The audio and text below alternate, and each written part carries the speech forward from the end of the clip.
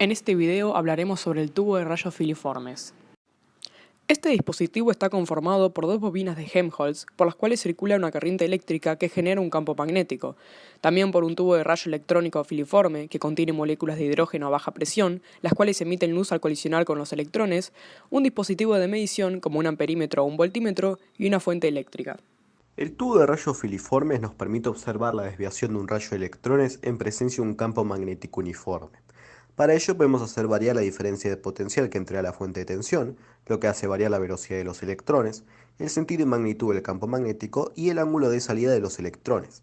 Así, sin la presencia de un campo magnético, los electrones tienen una trayectoria como la observada en el simulador. Pero en presencia de un campo magnético uniforme, la trayectoria es circular, lo cual sucede, como se observa en los esquemas presentados en pantalla, tanto si el campo magnético es entrante como si es saliente.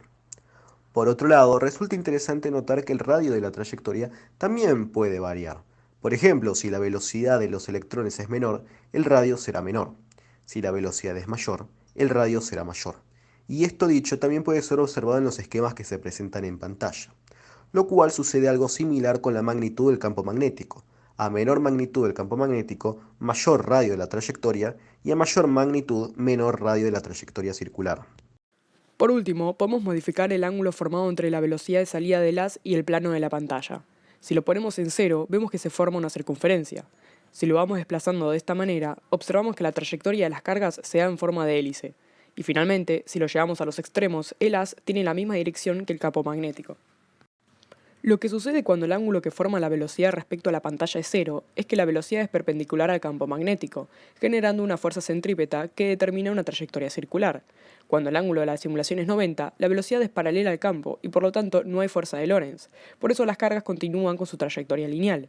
Finalmente, la trayectoria de los electrones en forma de hélice se determina porque la velocidad es transversal al campo. Para entenderlo, puede ser descompuesta en dos componentes, uno perpendicular y otro paralelo al campo magnético. Como vimos, el componente perpendicular determina una trayectoria circular, mientras que el paralelo desplaza el rayo de electrones.